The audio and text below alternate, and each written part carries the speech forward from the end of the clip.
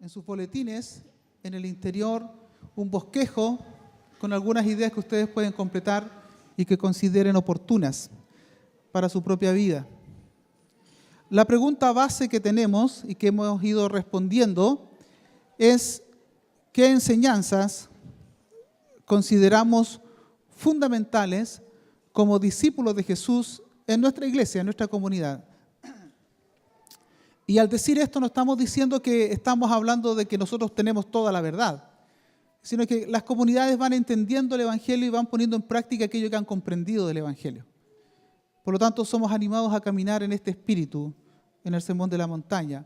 Consideramos el Sermón de la Montaña como clave porque el evangelista Mateo sintetiza algunas enseñanzas de Jesús, las organiza de una manera particular y las pone en lo que nosotros hemos conocido, aquel sermón que Jesús daría a sus discípulos y a sus seguidores. ¿Qué esperamos nosotros desde el Sermón de la Montaña? Solo planteo algunas cosas que ya hemos planteado los domingos anteriores. Anhelamos que el reino de Dios sea nuestra mayor realización y compromiso. Nosotros queremos desarrollar en cada persona que ha decidido seguir a Jesús entre nosotros, que el reino de Dios sea su pasión, entendiendo el Evangelio como un sinónimo en este contexto, y que en esta pasión se sienta realizado, pero al mismo tiempo comprometido. Es decir, no quisiéramos que alguien comprendiera que somos invitados a un compromiso en la medida que las cosas anden bien, sino más allá de cómo están las circunstancias. También hemos dicho que anhelamos que nuestros hermanos, aquellos que hemos sido discípulos de Jesús en esta comunidad, sigamos comprometidamente a Jesús en todo lugar, con la idea de ser sal y luz. Seguir comprometidamente significa encarnarse, estar allí donde podemos generar los cambios, y ser luz significa no avergonzarnos de aquello que creemos. Plantearlo con plena convicción, fundamentalmente desde la vida más que desde el discurso. Por otro lado, hemos dicho que anhelamos que cada persona conozca a Dios Padre, y de esto hablamos la semana pasada. Conocer a Dios como Padre, abandonarnos en sus brazos y vivir su reino con fe y esperanza. No puedo tener hoy día mejor figura esa que mirar a los padres que hoy día tienen a sus guaguitas en brazos. Así, abandonarnos en completa seguridad para ser satisfechos afectivamente. Y voy a anticipar esta cuarta idea que vamos a desarrollar para que la escriban, y lo anticipo porque pudiera tal vez entregar mucha información, pero quisiera dejar clarificada cuál va a ser la cuarta idea que nosotros esperamos que un discípulo de Jesucristo pueda desarrollar en nuestra comunidad. Anhelamos que cada persona creyente en Jesús y discípula, seguidor de Jesús, tenga un profundo respeto por otros y cultive su integridad personal.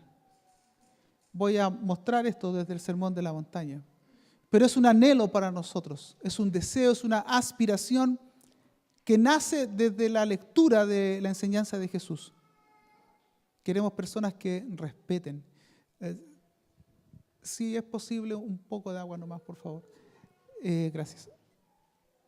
Personas respetuosas de los demás y de sus creencias.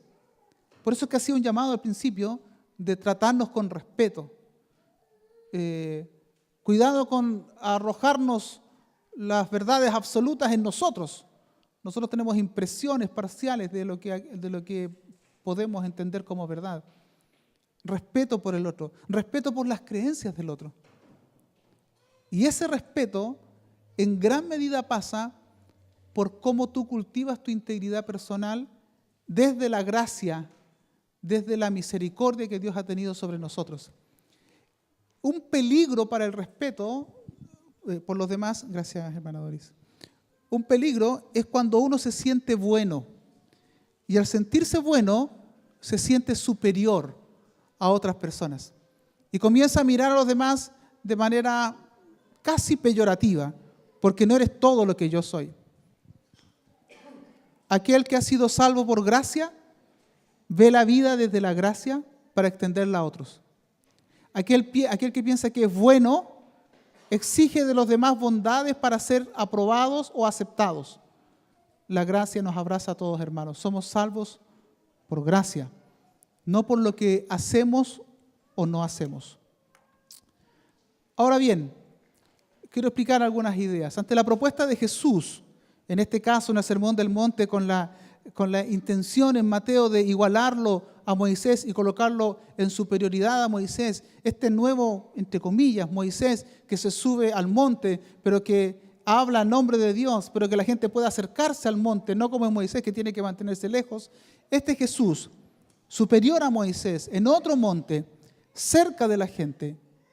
Algunos pueden pensar que la enseñanza de Jesús es nueva, que es revolucionaria y que contradice totalmente la ley de Moisés. Quiero mostrar que no es esa la intención de Jesús. En Mateo, capítulo 5, versos 17 al 20, leo de la Escritura a mis espaldas proyectada. Primero, no piensen ustedes, los que van a ser sal y luz de este mundo, los que son portadores del Evangelio, los que viven las bienaventuranzas, no piensen que he venido para abolir la ley o los profetas. Cuando un judío se refiere a la ley y los profetas, está hablando básicamente del Antiguo Testamento. Estaba la ley, los profetas y los libros de sabiduría. Pero comúnmente se resume en la ley y los profetas. El primer testamento, el Antiguo Testamento. No piensen que he venido para abolir esto. No he venido para abolir, he venido para cumplir. Esto es importante. Porque de pronto me doy cuenta que incluso algunos creyentes cristianos peyorizan y miran de manera irrespetuosa lo que otros creían. Jesús vino para cumplir.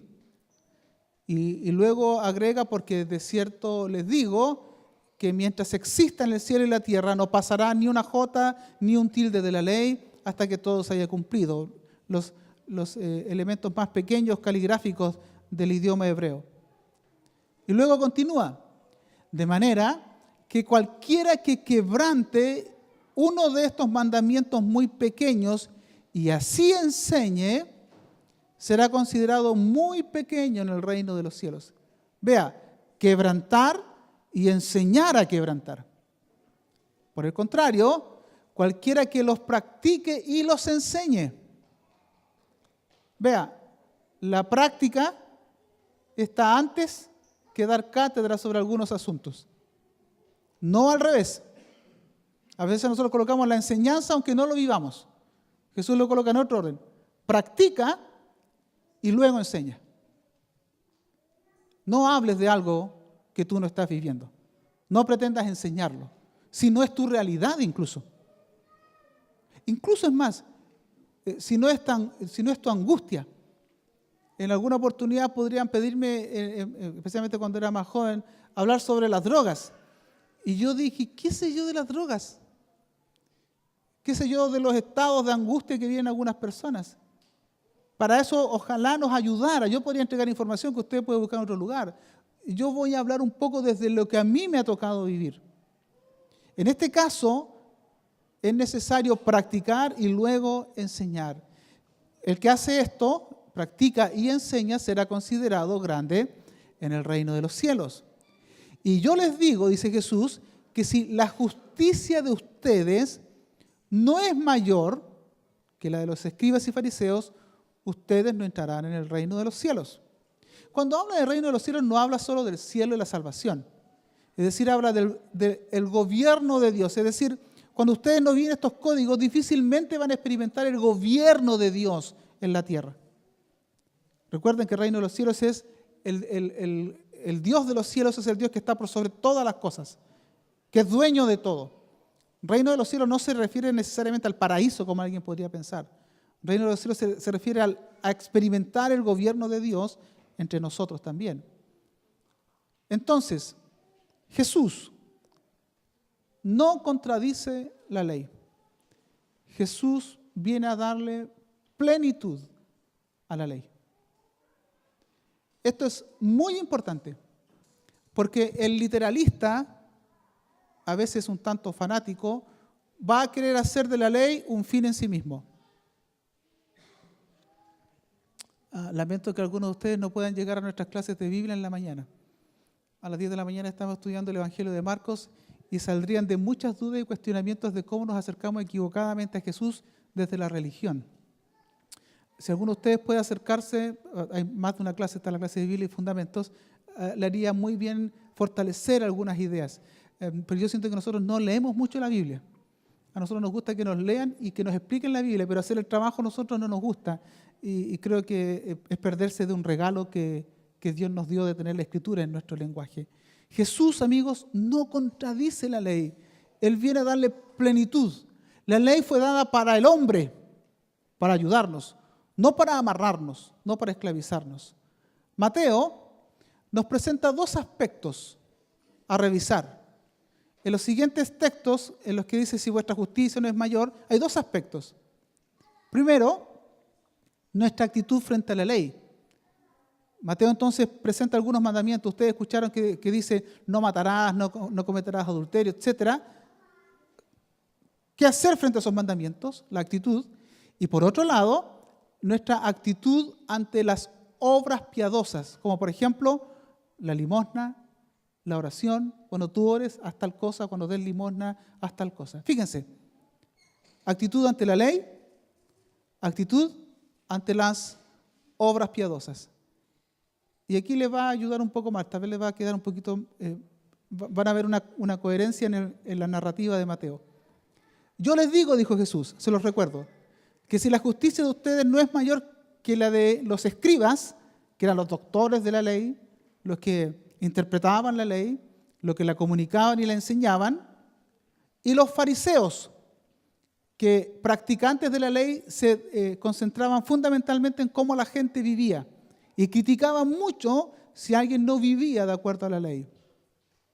En ese contexto, para Jesús, la actitud cristiana ante la ley debe ser mayor que la de los escribas. Recuerden, si vuestra justicia no es mayor que la de los escribas y fariseos, la actitud nuestra como creyentes en Jesús ante la ley debe ser mayor que la que tienen los escribas literalistas, legalistas, que quieren imponerle a la gente. Y por otro lado, la actitud como creyentes en Jesús frente a las obras de piedad debe ser mayor que la de los fariseos, que practican esas obras de piedad, pero con propósitos distintos. Ellos andan hablando de la vida de oración, por ejemplo. Cuando alguien me ha preguntado en alguna oportunidad, pastor, ¿y cuánto tiempo ora usted? Y yo digo, ¿cómo quiere que le diga a usted eso? Si el propio Jesús me decía que cuando yo orara cerrara la puerta, que lo hiciera en secreto. Yo no tengo que andar hablando de mi vida de oración. Cuando uno es más joven, a veces empieza a competir por esto. ¿Y cuánto tiempo has orado tú? ¿Sí?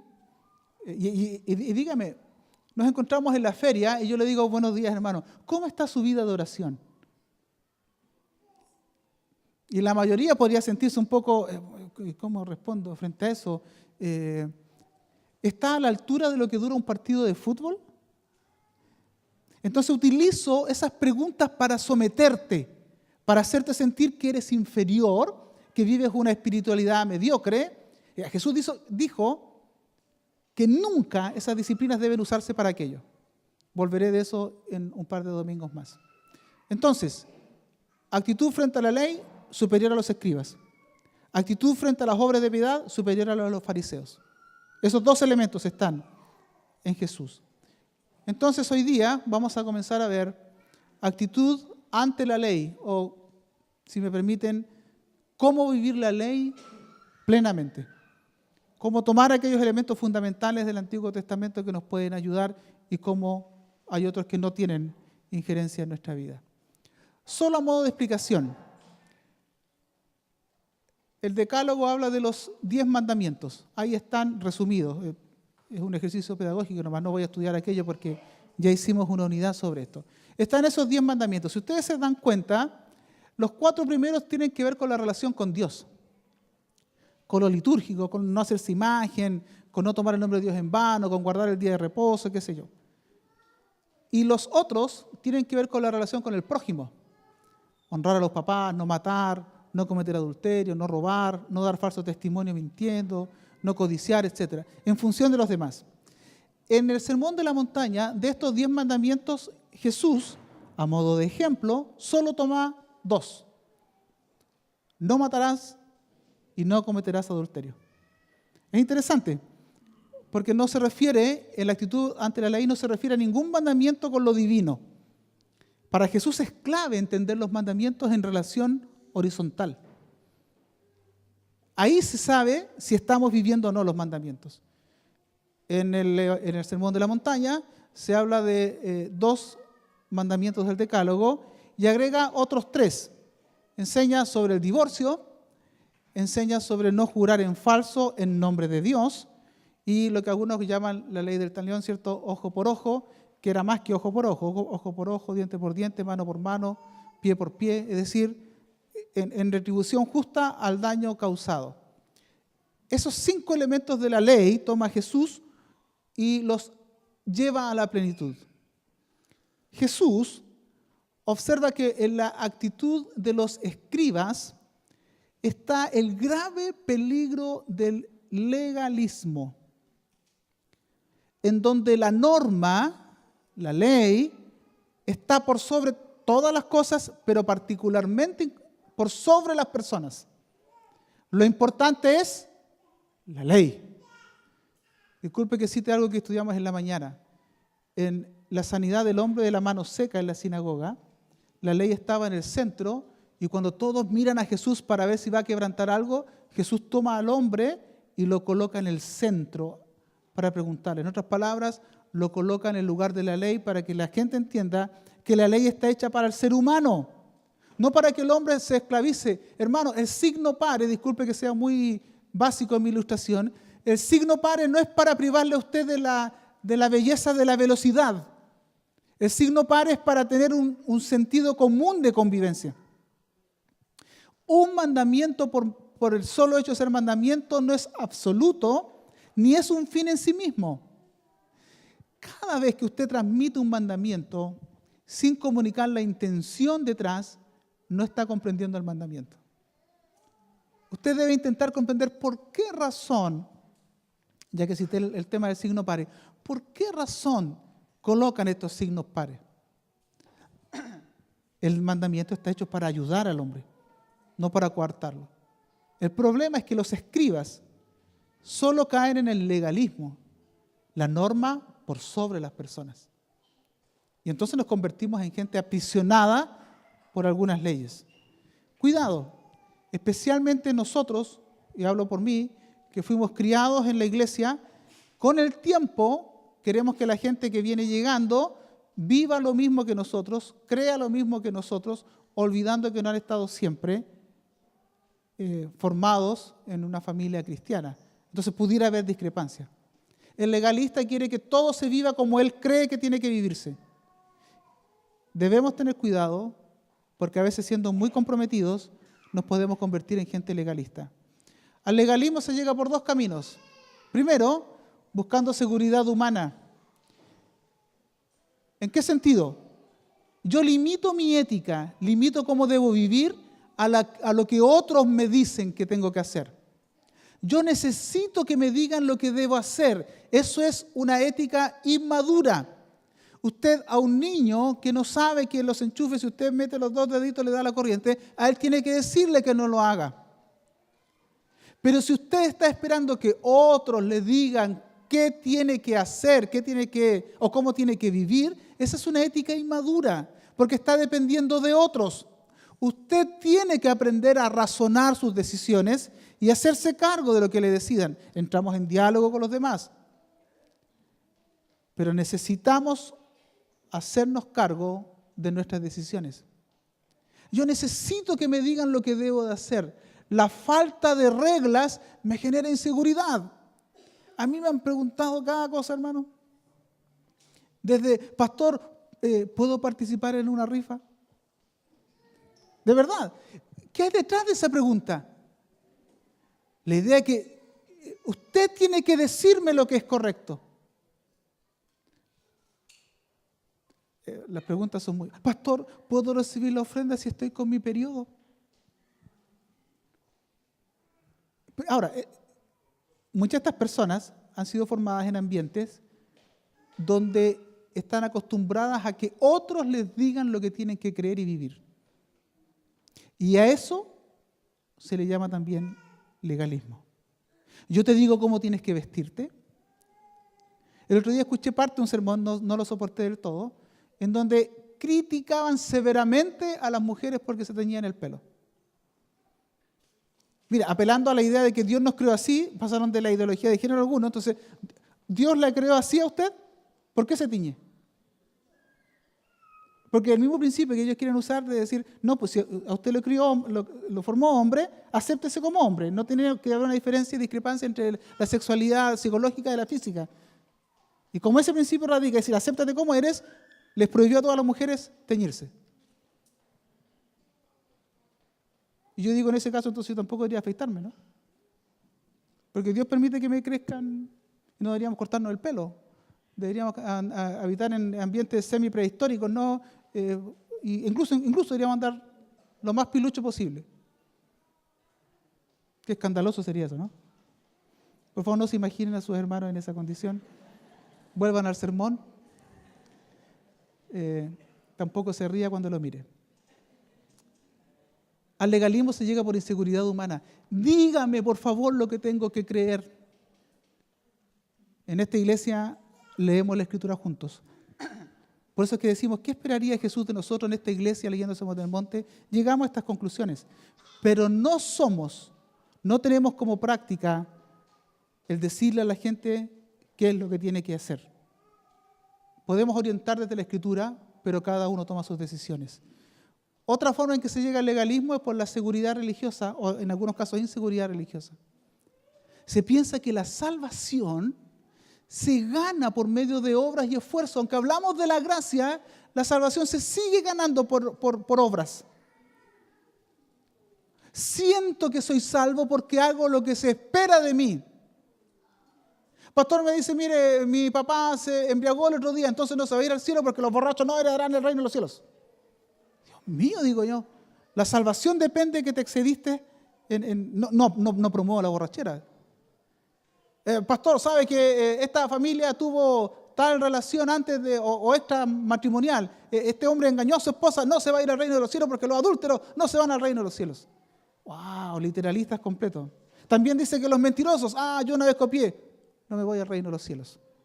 Es decir, la salvación eterna, incluso para el legalista, depende de que en algún momento desesperado, en algún certamen, examen o prueba, o test, lo que sea, yo miré hacia el lado, respondí lo que no sabía, engañé al profesor, le mentí, no soy salvo. Es decir, la salvación, por esta idea legalista, depende de que yo haga lo que se espera de mí. Somos salvos por gracia. Eso significa, primero que todo, inmerecidamente. Segundo, somos salvos por haber depositado nuestra fe en el Señor Jesucristo, ofrenda expiatoria por nuestros pecados. Y su gracia nos abraza. Limpiados por su sangre derramada en la cruz que limpia nuestros pecados. Salvos por gracia, no por méritos. Pero veo gente que entra al Evangelio por gracia y luego quiere vivir por obras. Y le dice a los demás qué tiene que vivir, qué es lo que tiene que creer, qué es lo que no tiene que hacer. Si tiene que votar por tal o cual candidato, porque eso es ser evangélico. Eso es legalismo que nos surge. Jesús dice, tu fe, tu actitud frente a la ley debe ser superior a los escribas. Los escribas son legalistas.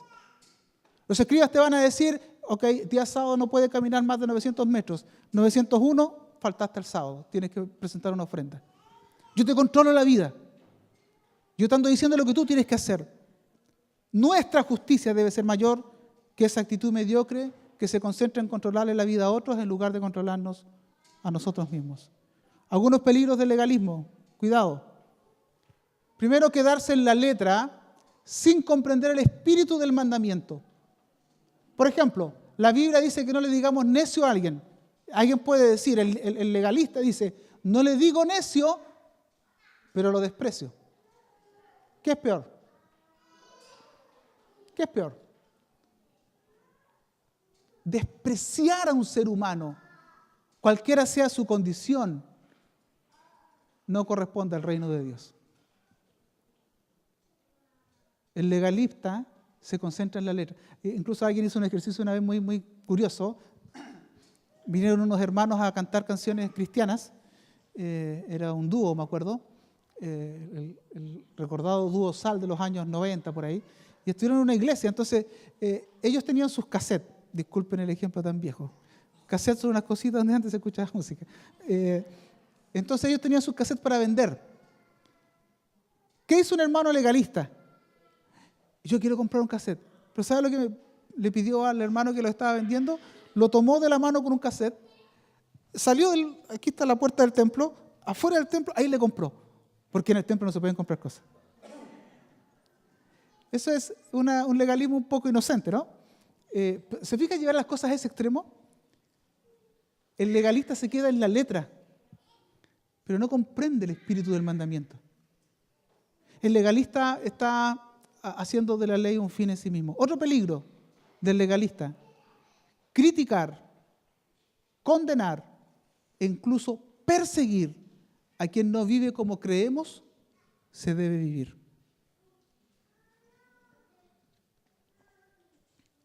Los peores pecados de la religión se cometen en esta área. Yo critico lo que tú dices. Por eso me referí un poco a lo de las campañas políticas y estas cosas. Es increíble lo que se dice en las redes sociales. Cómo se critica, no la idea del otro, critico al otro. Hereje que piensas de esa manera. Lo condeno, no eres cristiano. Incluso lo persigo. Los peores relatos de la historia, por ejemplo, la Inquisición. Yo te torturo, te mato a ti porque no crees lo que yo creo. ¿Sabe cuál es la triste realidad? Es que nosotros, post-reforma, viendo toda esa evidencia, hoy día hacemos prácticamente lo mismo a través de los medios sociales. Te voy a criticar, te voy a condenar, te voy a apedrear en público, porque tú no piensas como yo pienso. Tu justicia entonces no es mayor que la de los escribas. Cuidado con la crítica, cuidado con la condena, cuidado con la persecución. Una sugerencia. Como yo estoy en una responsabilidad pública frente a ustedes y por otras tareas que hago, uno está bastante expuesto. Hay gente que ha escrito cosas muy feas de mi familia en mi muro en alguna oportunidad. Mi sugerencia práctica y simple es: elimine de sus contactos. Y listo. Pero no entre en este ir y responder. Yo solo les pido que hagan este ejercicio, se los he dicho en otra oportunidad. Lean a 3 evangélicos de distintas posiciones discutiendo por Facebook. Y luego pregúntese si a algún no creyente le gustaría participar en esa pelea que tienen ahí. Me gustaría ser de esta iglesia. Me gustaría ser de esta iglesia que la gente discute con tanto apasionamiento. Jamás. Yo no me gustaría meter en una iglesia de locos. Amigos, cuidado con el legalismo. Debemos caminar en un sentido distinto según Jesús. Primer mandamiento, no los voy a revisar todo el día, no se asusten. No matarás, y diré cosas muy generales. Lo primero que Jesús aborda es no matar. Lo dice así: ustedes han oído que se dijo a los antiguos, no matarás, y cualquiera que mate será culpable de juicio. Pero yo les digo que cualquiera que se enoje contra su hermano será culpable de juicio. Y cualquiera que a su hermano le diga necio será culpable ante el concilio. Y cualquiera que le diga fatuo quedará expuesto al infierno de fuego. Fíjese, enojo no controlado, palabras insultantes, necio, y fatuo, despreciar, cabeza hueca, raca en griego, no tienes nada en la mente. Te miro en menos. No matarás. El legalista, el que quiere tener una lectura de la ley como los escribas, entiende solo quitar la vida, no matar. Jesús indica algo mucho más profundo. No hay que respetar solo el bios, la vida biológica del ser humano. Hay que respetar al ser humano en tanto ser humano, su dignidad. evitar el trato airado con el otro, evitar el insulto, evitar la calumnia. Tú y yo podemos jactarnos de que nunca hemos matado a nadie. Jesús dice, eso es una lectura legalista como los escribas. La pregunta es, ¿a cuántos has despreciado? Nosotros en Chile, hoy día, por ejemplo, los humoristas tienen serios problemas, porque hasta hace 10 años atrás, 5 años incluso, nos reíamos de todo el mundo a destajo. El que tenía algún problema físico nos reíamos de él. Eran vistos como cosas raras. Y hoy día la sociedad ha avanzado y nos dice que todo ser humano se respeta en tanto ser humano. Cuidado con decir yo no he matado a nadie, pero eres extraordinariamente irrespetuoso, insolente con tu prójimo. Nunca olviden esto. En la raíz del asesinato está la ira no controlada, la subvaloración del otro. Nadie mata a otra persona de la noche a la mañana sin primero haber permitido que el odio vaya germinando, la rabia, el desprecio, el insulto. Un tiempo en Chile estuvo de moda la frase piteate un flaite. ¿Lo leyeron, cierto? ¿Y qué quería decir entre otras cosas? No hay problema porque esos tipos valen menos que los demás. Ser humano. ¿Se fijan? Esas calificaciones peyorativas de otro ser humano. Por tanto, dice Jesús, si traes tu ofrenda al altar y allí te acuerdas de que tu hermano tiene algo contra ti, tu hermano, deja allí tu ofrenda delante del altar y ve y reconcíliate. Primero con tu hermano. Y después de eso vuelve y presenta tu ofrenda. Ponte de acuerdo pronto con tu adversario, no solo con tu hermano, mientras estás con él en el camino. No sea que el adversario te entregue al juez y el juez al alguacil y seas echado en la cárcel. De cierto te digo que no saldrás de allí hasta que hayas pagado el último centavo. Solo lo resumo así. Amigos, en el contexto del respeto al otro, ofrenda sin reconciliación es solo contradicción. Ofrenda sin reconciliación es solo contradicción. Jesús dice, es tan trágico esto de maltratar a otro. Es contradictorio. Recuerdo que cuando niños nos aprendíamos algunas canciones fundamentadas en el texto bíblico y decíamos, ¿cómo puedes tú orar enojado con tu hermano? Dios no escucha la oración si no estás reconciliado. ¿Cómo ayudaba, no? Sí, a veces uno tenía que llegar un poco enojado porque estaba molesto con el hermano, pero si voy a orar en la noche en paz me acostaré, ya bueno, tratar de hacer las paces. Aunque era muy sencillo, muy básico, todavía sigue siendo un desafío. No matarás. Para el legalista es no quitarle la vida a otros. Para Jesús es respetarlo como ser humano. No cometerás adulterio. Ustedes han oído que fue dicho no cometerás adulterio, pero yo les digo que cualquiera que mira con deseos a una mujer ya adulteró con ella en su corazón. Para el legalista, no cometerás adulterio, lo entiende solo como consumar un acto sexual. Esto es ridículo, entre paréntesis. Yo he escuchado declaraciones sobre que no se cometió adulterio. Disculpe que utilice un lenguaje un tanto burdo de la sociedad. Depende hasta qué grado pasó, entonces adulterio. ¿Fue grado 1? No fue adulterio. Porque cosificamos la sexualidad. No hablamos de sexualidad, hablamos de genitalidad. Pero se consumó todo. No, bueno, entonces no fue adulterio. Jesús dice es una ridiculez. El legalista lo entiende así. Pero Jesús nos advierte sobre el peligro de codiciar, desear indebidamente a una mujer a tal punto incluso de llegar a destruir un matrimonio. El adulterio se da en un contexto de personas casadas. No se comete adulterio al menos que alguno de ellos esté casado. De lo contrario, el término sería fornicación. Para que tú cometas adulterio, algún matrimonio está siendo destruido, particularmente el matrimonio de la mujer. Entonces él dice, ¿por qué te comportas irrespetuosamente con una mujer, codiciándola, deseándola, a tal punto incluso destruir otro matrimonio? no solo se trata de dormir con una mujer en este caso, y lo digo en este caso porque en el tiempo de Jesús la mujer era propiedad del hombre. Por lo tanto, cuando alguien se involucraba con la mujer, una mujer casada, el adulterio no se cometía contra la mujer, se cometía contra el esposo, en otras palabras, el dueño de esa mujer. Hoy día no entendemos así eso.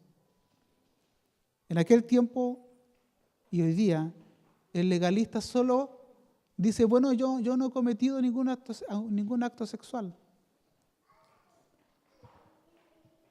Sin embargo, basureamos la mente con la pornografía en Internet. Violentamos. No caemos en cuenta que en muchos de esos casos hay personas casi esclavizadas. Algunos trabajarán para eso, pero para mantenernos idiotizados, esclavos, pendientes y distraídos, pendientes de lo secundario, distraídos de lo fundamental. Cuidado con ser legalistas en esto también y llegar a conclusiones irrisorias. La sexualidad es compromiso, es donación, es darnos.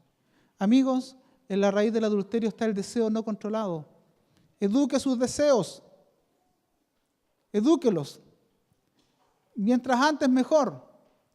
Sepa convivir con eso porque la vida le va a ofrecer oportunidades. Eduque sus deseos. Aprenda a manifestarlos, aprenda a controlarlos. En la raíz del adulterio, hermanos, está el deseo no controlado, el pensamiento irrespetuoso, la indisciplina mental. Ahí está la raíz del adulterio, el no tener capacidad de gobernar tus pensamientos. Sobre eso Jesús dijo, si tu ojo derecho te hace caer en pecado, sácatelo y deshazte de él. Es mejor que se pierda uno de tus miembros y no que todo tu cuerpo sea echado al infierno. Y si tu mano derecha te hace caer en pecado, córtala y deshazte de ella. Es mejor que se pierda uno de tus miembros y no que todo tu cuerpo sea echado al infierno. El legalista lee esto como un desmembrarse, pero el cristiano entiende de esta manera. Medidas radicales para problemas serios. Amigo, no juegue con algunas cosas. Algunas cosas son peligrosas. Y frente a esas cosas hay que tomar medidas radicales. El viejo campesino decía, si le hace mal la leche, no se junte con las vacas. Si usted sabe que tiene problemas en esa área, ¿para qué? ¿Para qué? A usted no le ayuda. A otros tal vez no le hace problema, pero a usted no le ayuda. A medidas radicales para problemas serios. Y tercero, esto solo lo comento, repudio y divorcio a la luz de la mujer. Esto es una cosa muy hermosa. El literalista lee de una manera equivocada. También fue dicho, dice Jesús, cualquiera que se divorcie de su mujer debe darle un certificado de divorcio. Pero yo les digo que el que se divorcia de su mujer, a no ser por causa de fornicación, hace que ella adultere, y el que se casa con la divorciada comete adulterio. En ambos casos, vean, adulterio y divorcio, se promueve la profundidad del compromiso matrimonial y la dignidad de la mujer. Algunos judíos, como Moisés les dio la posibilidad de divorciarse, se divorciaban por cualquier cosa, basta con que su esposa se pusiera un poquito más viejita y le encontraba un defecto. Y con eso podrían repudiarla. Vea el concepto, repudio. No te aprecio, tienes algo indigno. Algunos incluso repudiaban y no daban la carta de divorcio. Jesús dice, si va a hacer eso, déle la carta de divorcio. Libérela de alguna manera. De lo contrario, la deja anclada a usted. Pero la idea básica es promover, tanto en el adulterio, ¿cierto?, con una mujer en el pensamiento, promover la profundidad del compromiso matrimonial. Es decir, no solo respetes tu matrimonio, respeta el matrimonio de los demás. Protégelos, defiéndelos. Si la mujer de tu prójimo quedó a tu cuidado, hónrala. Esta es una idea fraterna, potente. Yo no miraré a la mujer de mi hermano o al hermano o al esposo de mi hermana, no la miraré de manera inadecuada. No haré uso de alguna situación particular para sacar algún beneficio, ni siquiera en la fantasía de mi mente, porque voy a honrar a la mujer, porque el otro no es una cosa. Porque la mujer no es una cosa, ni el hombre es una cosa. Más allá que nos quisiéramos mostrarnos en ciertas vitrinas como ciertos productos a comprar, no somos cosas, somos seres humanos. Y en ese contexto Jesús promueve el respeto del compromiso matrimonial y la dignidad de la mujer. Algunos las abandonaban de manera irresponsable. Hoy damos gracias a Dios que las mujeres pueden trabajar fuera de su casa. Digo responsablemente eso. Gracias a eso no tienen que soportar siempre en los casos de maltrato, de violencia, como pasaba en el pasado. Algunos hombres engañaban a sus mujeres y el discurso era este: a ti no te falta nada en la casa. Así que si no te falta nada, tú tienes que aguantarte. ¡Ridículo!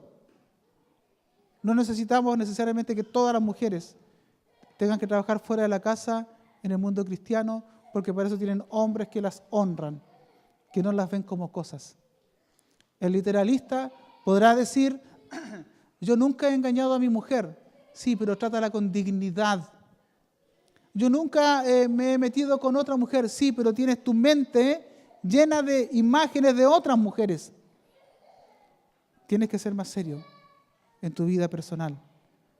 ¿Qué enseñanzas consideramos fundamentales como discípulos de Jesús en la Iglesia Bautista de Coronel? Se los dije al principio y ustedes lo anotaron. Como resumen de todo esto, que tenga un profundo respeto por otros, no desde el legalismo, sino desde la comprensión superior y plenitud del Evangelio. Y desde ahí, desde ese respeto, cultive su integridad personal. Cultiva tu mente. Cultiva y limpia tu corazón. ¿Por qué? Porque según Jesús, los de limpio corazón ven a Dios. No ven trastes por la calle, disculpe la expresión. No ven cosas, ven a Dios. Ven como Dios. Amigos, yo quiero pedirles a renunciar a una lectura legalista impositiva de lo que tienen que creer o no creer otros, sino a vivir con alegría el Evangelio y relacionarnos con un profundo respeto personal por los demás. Aunque algunos están equivocados según nuestro parecer, la idea es aprender a convivir en esas diferencias. El que juzga es Dios, no nosotros. Profundo respeto por otros y que cultive su integridad personal. Hay una parábola bien interesante. Hay un par de parábolas. Una de ellas es del trigo y la cizaña. Aquí en esta iglesia hay personas que pueden ser muy íntegras y otras que luchan con ciertos pecados que a algunos les puede escandalizar. Jesús dijo: nunca usted intente separar la cizaña del trigo, porque usted no es capaz de hacerlo. Eso lo hace en algún momento Dios en el fin de la historia. A nosotros no nos compete andar diciendo tú sí, tú no, tú sí, tú no, tú sí, no. Eso no lo podemos hacer desde la Escritura. Amados, sigamos a Jesús en esta iglesia, con convicción, con compromiso, y desde allí bendigamos a nuestra sociedad. Hay 3 elementos más que ustedes pueden estudiar en sus grupos pequeños con mayor detención y que la próxima semana vamos a repasar con un poco más de detenimiento. Quisiera pedir a los músicos que puedan pasar.